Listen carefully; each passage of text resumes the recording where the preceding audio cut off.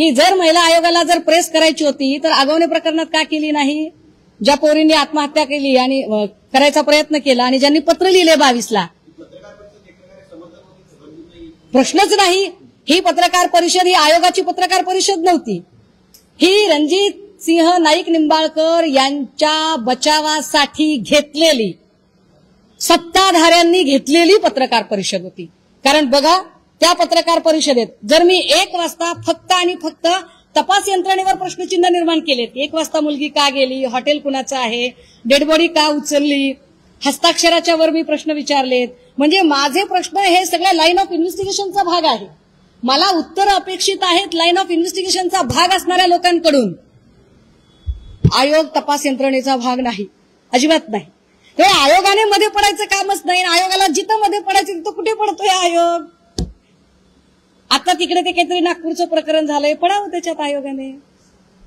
का तुम्ही वर्षा आगवण्याच्या पत्राला आणि विशेष माझ्याकडे कॉल रेकॉर्ड आहे, मी ऑन कॅमेरा सांगते, माझ्याकडे कॉल रेकॉर्ड आहे.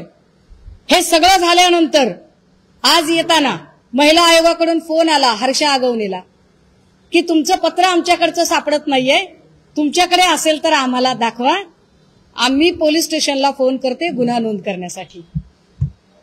हे ते पत्र त्या मागत होत्या. लक्ष कसं राहील ऑफिसमध्ये कोणतं पत्र आलं आणि कोणतं नाही ते?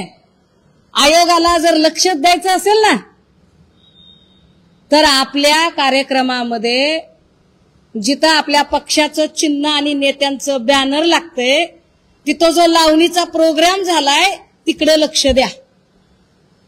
आणि नोटिसा पाठवायच्या असतील तर लावणीचा कार्यक्रम घेणाऱ्या त्या लोकांना आयोग म्हणून नोटिसा द्या, तिथं तुमचा बडगा दाखवा.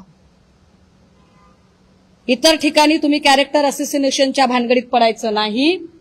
अन्यथा आम्ही सभ्य आहोत, सज्जन आहोत, सुसंस्कृत आहोत, पण सहनशीलतेचा अंत बघू नका.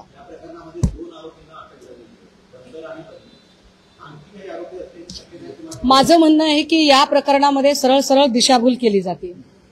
माझं म्हणणं आहे की या प्रकरणामध्ये बनकर आणि बदने हे तर असतीलच, प्रश्नच नाही, पण दोघेच असतील ही शक्यता मला धुसर वाटते. मला याच्यापेक्षा जास्त लोक वाटतात आणि म्हणून मी म्हणते, आणि प्रश्न विचारणे माझा अधिकार आहे.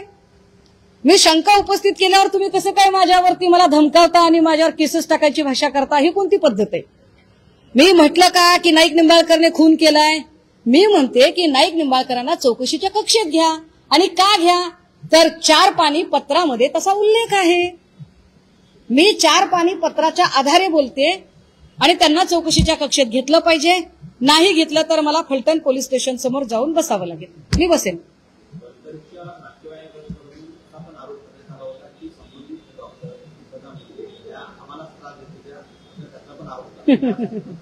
दादा, काल मी पत्रकार परिषद घेतली. कालच्या पत्रकार परिषदेनंतर माझ्याकडे अजून FIR आल्या. माझ्या कालच्या पत्रकार परिषदेनंतर पाचंगणेच्या एक दाम्पत्य पुढे आलं की त्यांच्या मुलीची पण आत्महत्या दाखवली गेली, त्यांना ती हत्या वाटते. किती किती प्रकरण आहेत ही? एक प्रकरण आहे. मी काल नंदू ननावरेचं प्रकरण सांगितलं, धनंजय ननावरेचं प्रकरण सांगितलं. मी किती केसेस सांगितल्या. तो तुषार खरात का काय पत्रकार, त्याच्यावरही ही एक केस पडलेली होती. किती लोक आहेत अशी. आता ह्या सगळ्या लोकांचा आणि संपदा मुंडेंचा काय संबंध असेल बरं? आपण मुद्दा समजून घ्या. जसं परळीचं पोलीस स्टेशन छळछावणी झाली होती, तसंच फलटणचं पोलीस स्टेशन छळछावणी झाली आहे का याची चौकशी झाली पाहिजे. आणि जे स्थानिकचे पोलीस आहेत त्यांना बाजूला ठेवा. माननीय उच्च न्यायालयाने यामध्ये स्वतंत्र अशी चौकशी समिती नेमावी.